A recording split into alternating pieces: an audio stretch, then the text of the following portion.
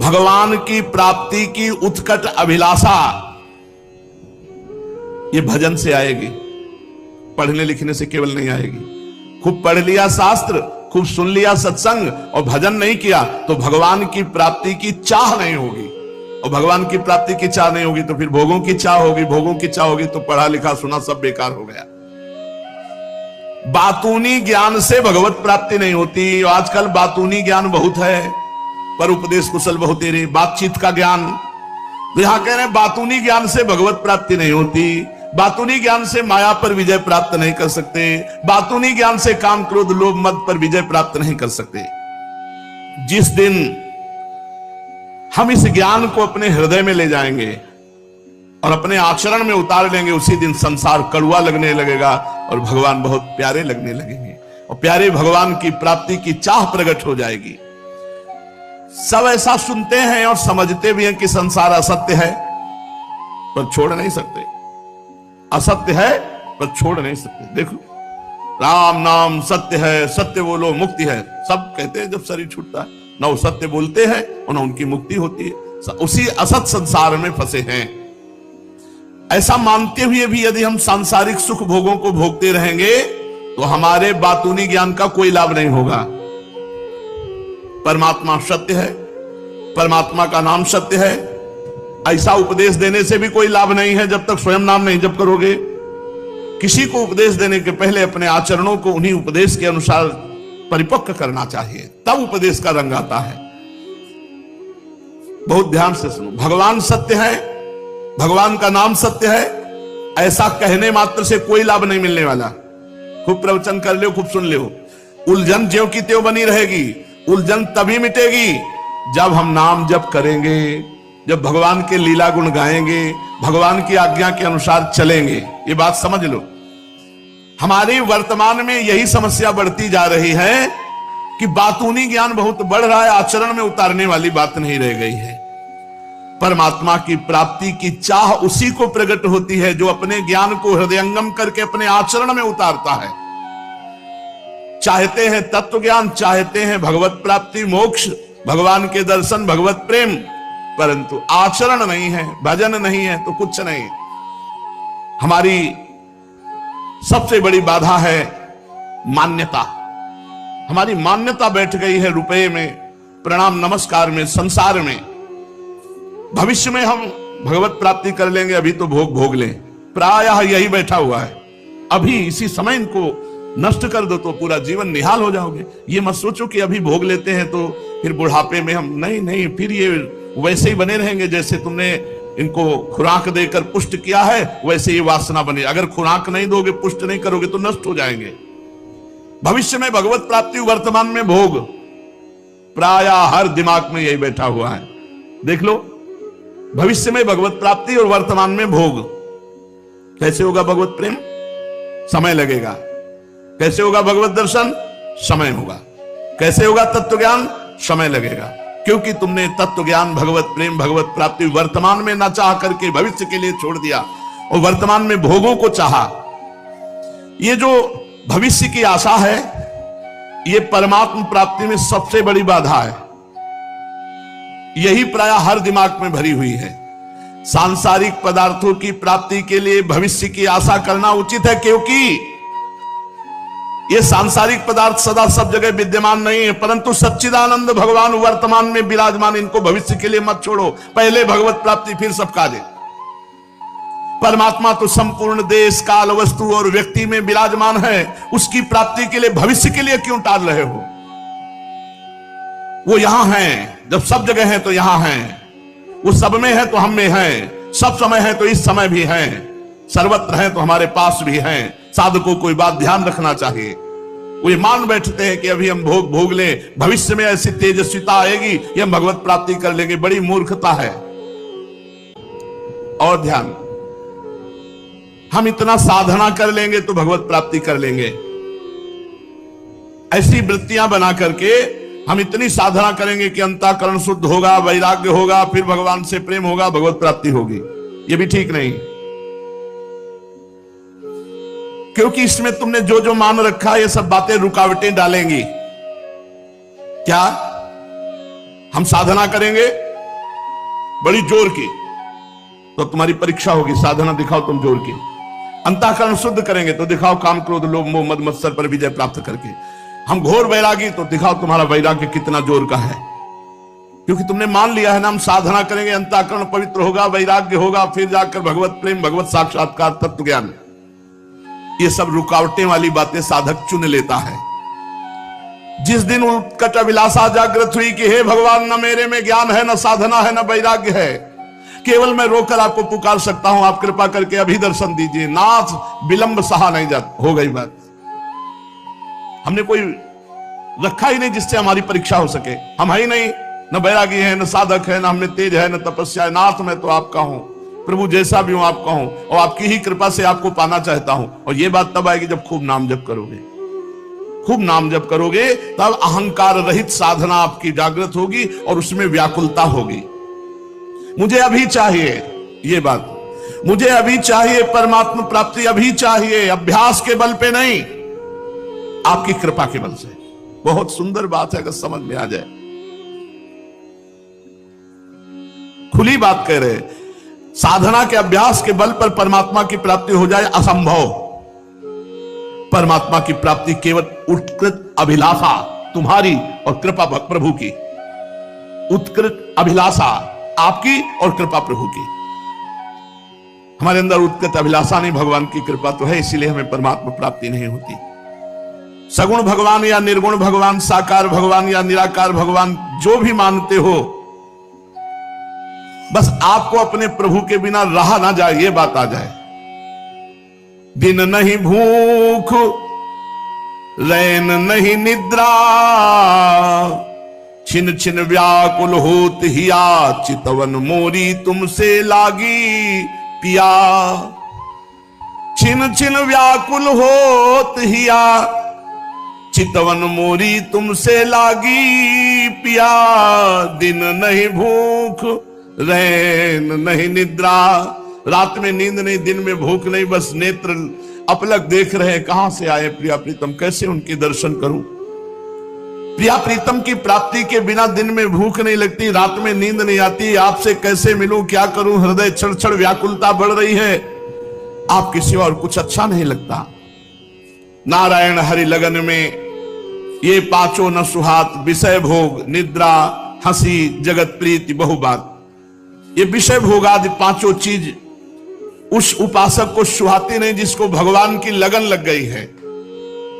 कड़वी लगने लगती। अलम विषय वार्तया नरक कोटि बीभत्सया। बंद करो ये भोगों की चर्चा जो करोड़ों नरकों से भी घृणावनी है, बीभत्स है, घृणास्पद है। विषय भोग, निद्रा, नींद कैसे आएगी, हृदय जल रहा है। प्रभु के मिलन के लिए तो चैन से कैसे पांव पसार के सो सकता है, और हंसी मजाक कैसे हो सकती है। जब प्रभु के लिए हृदय जल रहा है तो हंसी मजाक कैसे हो सकती है। और संसार में प्रीति कैसे हो पाएगी जब जगदीश से प्रीति ठान ली, और बहुबात प्रभु की चर्चा के सिवा प्रपंच की बात नहीं सुहाई देगी। जब भगवान के वियोग का हृदय में दाह हो रहा है तो हंसी मजाक, नींद, भूख, प्यास, जगत प्रीति, बहुबात ये अच्छी ही नहीं लगेगी। प्रभु मिल जाएं, बस प्रभु मिल जाएं, यही रच। काशी में ऐसी भगवदाकार वृत्ति थी कि आज भगवान शंकर मिलेंगे, पक्का दृढ़ विश्वास। फिर आज भगवान शंकर, आज भगवान शंकर, नित्य प्रायः प्रातः काल से लगन लग जाती, आज मिलेंगे, आज मिलेंगे। इतने प्यारे भगवान, इतने प्रीतम भगवान, जिनके समान कोई प्यारा हुआ नहीं है, नहीं है और होगा नहीं, हो सकता नहीं। ऐसे अपने प्यारे प्रभु के वियोग में हम दिन बिता रहे हैं, उनके मिले बिना ही हम सुख से जी रहे हैं। ये धिक्कार है हमारे जीने को। संसार के सुखों में, व्यक्तियों में काम चला रहे हो और भगवान के निज जन बनते हो। भगवान के बिना हमारा काम ना चले, भगवान के बिना चैन। जब से तुम बिछुरे प्यारे, कबहु न पायो चैन, दरस बिन दुख न लागे नयन। चाह पूरी नहीं करते, चाह बढ़ाते हैं।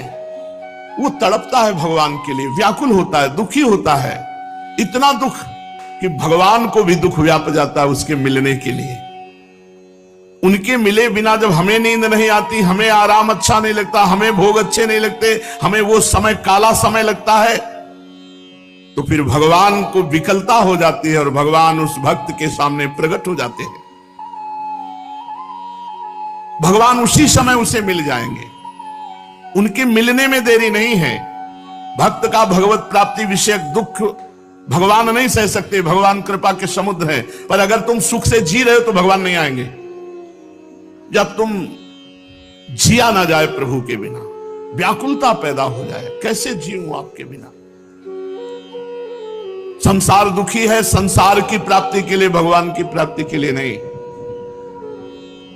हम लोग वेश भी धारण करते हैं तो उद्देश्य की प्राप्ति से गिर जाते हैं, कंचन कामिनी कीर्ति तीन में ही संतुष्ट हो जाते हैं। ऐसे भगवान दर्शन नहीं देते जब जिया ना जाए भगवान के।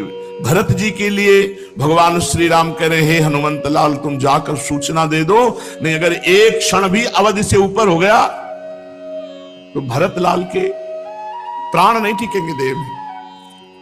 कितना प्रीति है, भगवान को पता है कि अगर एक क्षण भी विलंब हो गया अवधि के ऊपर तो भरत लाल के प्राण नहीं टिकेंगे। इसलिए हनुमान जी को भेज दिया, विप्र रूप धर करके हनुमान जी भरत जी को जाकर सूचना देते हैं। अगर आपके हृदय में भगवान के प्रति ऐसी व्याकुलता आ जाए कि अब जिया नहीं जा रहा, तो उसी समय भगवान दर्शन दे देंगे। संसार के लिए दुखी है, भगवान के लिए नहीं। हम चाहते हैं सुख लेकिन संसार से, तो संसार में तो दुखालयम अशाश्वतम, नाशवान दुख भरा हुआ है, सुख कहां से मिलेगा। अरे आफत है ये सब कुछ, धन भोग नाना, ये सब आफत है, ये सब विपत्ति है, ये संकट है। अगर भगवान का थोड़ा भजन भी बनता है तो बेटा चाहिए, बेटे का बेटा हो जाए, रुपया पैसा मकान सब, इन्हीं आंखों से बेटे का जो बेटा पोता है उसकी बहू देख लूं, फिर भगवान बुलाना, भगवान को देख लूं नहीं, इन्हीं आंखों से। हे भगवान, हे संत भगवान, ऐसी कृपा करो कि पोता का ब्याह हो जाए, कहीं पोता के लड़का खिलाने को मिल जाए, तब तो बहुत बड़ी बात हो गई। यही नाती पोता लड़का बच्चा रुपया पैसा, यही मांग हमारी रहती, ये कभी मांग नहीं रहती। हे भगवान बहुत कृपा की, अब आप मिल जाओ, आपके बिना जिया नहीं जा रहा। अब अभी देह भाव से ऊपर उठे तब तो बात समझ में आवे, पर ये बातें अगर दिमाग में डाल लोगे ना तो आगे काम आएंगी। ये बहुत सूक्ष्म गूढ़ बातें हैं, बड़ा चिंतन मनन करके बातें हैं। अगर इनको सुनोगे ही तो तुम्हारी बुद्धि पवित्र हो जाएगी। ध्यान पूर्वक सुने। ये प्रेम है, चिन्मय है, इसका आस्वादन करने वाले केवल भगवान ही हैं, दूसरा नहीं। प्रीति की रीति रंगीलो ही जाने। प्रेम का रसास्वादन भगवान करते हैं। तो जब भगवत स्वरूप जीव हो जाता है तभी वो प्रेम का रसास्वादन कर पाता है। जीवत्व भाव में प्रेम का रसास्वादन नहीं होता, ईश्वर भाव में होता है। जब अभिन्न स्थिति भगवदाकार वृत्ति हो जाती तब वो प्रेम का अधिकारी होता है। प्रेम में प्रेमी और प्रेमास्पद दोनों ही चिन्मय तत्व होते हैं। कभी प्रेमी प्रेमास्पद बन जाता है, कभी प्रेमास्पद प्रेमी हो जाता है। इस वास्ते एक चिन्मय तत्व ही प्रेम का आस्वादन करने के लिए दो रूपों में हो जाता है। प्रेम तत्व को न समझने के कारण कुछ लोग सांसारिक स्त्री पुरुष के काम संबंध को प्रेम उच्चारण कर देते हैं, इनका इनसे प्रेम है। काम संबंध को, स्त्री पुरुष के संबंध को प्रेम संज्ञा दे देते हैं। उनका यह कहना बिल्कुल गलत है, क्योंकि स्त्री पुरुष का संयोग शरीर को देख के होता है, रूप को देख के होता है, भोग वासना की चाह को लेके होता है। इसलिए वो 84 लाख योनियों में संपूर्ण जीवों को बांधता है। और अधिक कामी पुरुष की भूत योनि, प्रेत योनि, पिशाच योनि, अधिक काम सुख भोग की इच्छा होने के कारण उनको नीच योनियों में जाना पड़ता है, जिसे प्रेम संज्ञा दी जाती है। परंतु प्रेम का अधिकारी जीवन मुक्त महापुरुष है। यही सर्वम खलमिदम ब्रह्म का अनुभव होने के बाद ही प्रेम जागृत होता है। सर्वान वस्तुतया निरीक्ष परम स्वाराध्य बुद्धिर्मम, सब मेरे इष्ट का स्वरूप है। जब तक ये अनुभव नहीं होगा प्रेम जागृत नहीं होता। काम में भोगने की इच्छा है, लेने की इच्छा है, प्रेम में देने की इच्छा है, समर्पण की इच्छा है। प्रेम, हमें आपसे बहुत प्रेम है, तुम अपने आप को आपके हवाले कर देते हैं, जैसे चाहो वैसे बरतो। तभी तो भक्त जोई जोई प्यारो करे, सोई मोहि भावे। काम में अपनी इंद्रियों को तृप्त करने उनसे सुख भोगने का भाव रहता है, और प्रेम में अपने प्रेमास्पद को सुख पहुंचाना, सेवा परायण रहने का भाव रहता है। काम शरीर को लेकर होता है, स्थूल दृष्टि को देखकर होता है, और प्रेम चिन्मय तत्व से होता है। काम में मूढ़ भाव होता है, प्रेम में दिव्य भाव होता है, मोह की गंध नहीं रहती। काम में संसार और संसार की भोग सामग्री रहती है, प्रेम में मोक्ष और मोक्ष से विलक्षण प्रेम। पहले मोक्ष, द्वंद्वातीत हुए, गुणातीत हुए, मायातीत हुए, कालातीत हुए, बिना प्रेम नहीं। प्रेम कोई खिलवाड़ नहीं, 4 बूंद आंसू डाल दिया तो प्रेमी हो गए, ऐसा नहीं। काम में शरीर और इंद्रियों के संयोग का नाम काम है, जड़ता। प्रेम में चैतन्य घन परमात्मा के संयोग का नाम प्रेम। काम में राग होता है भोगने का, प्रेम में त्याग होता है प्रेमास्पद के प्रति। काम में परतंत्रता होती है, प्रेम में स्वतंत्रता होती है। काम में ये मेरे काम आ जाए ऐसा भाव रहता है, प्रेम में मैं इनके काम आ जाऊं ऐसा भाव रहता है। काम में भोग्य वस्तु का गुलाम बन जाता है, प्रेम में स्वयं प्रेमास्पद उसका सेवक बन जाता है। भगवान गुलाम बन जाते हैं उस प्रेमी महात्मा। काम में सामने वाले का गुलाम बन जाएगा, और प्रेम में सच्चिदानंद भगवान उसके सेवक बन जाते हैं। काम नीरस रस, रस है पर कैसा? नीरस। और प्रेम सच्चिदानंद स्वरूप, प्रतिक्षण वर्धमानम।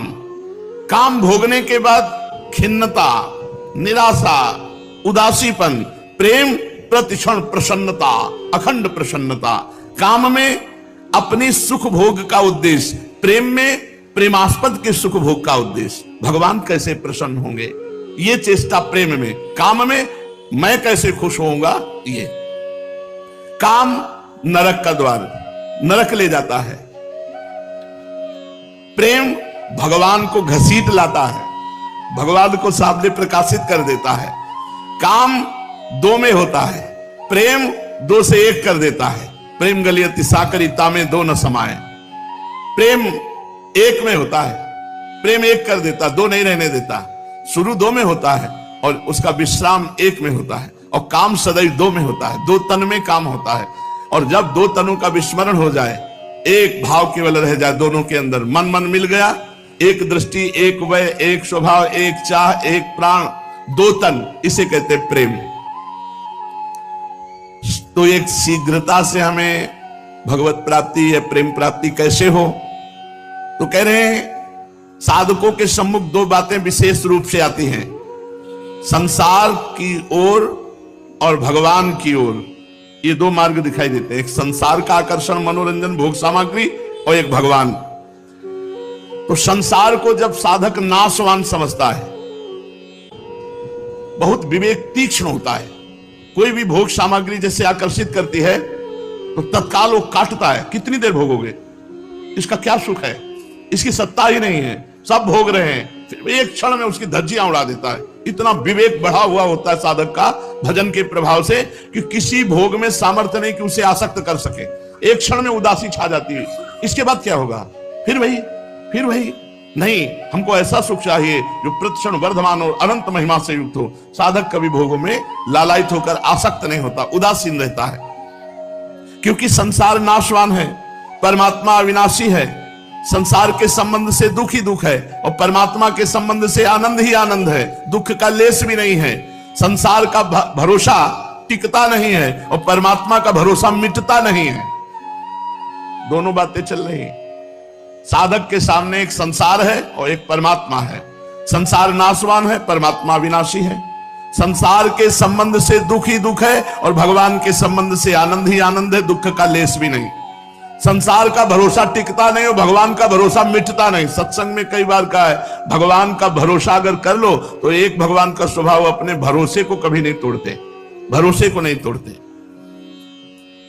इन बातों को हम संत महापुरुषों से सुनते हैं, वेद पुराण शास्त्रों में पढ़ते हैं, और जो मानते हैं वही भक्त कहलाते हैं, जो नहीं मानते हैं वही संसारी कहलाते हैं।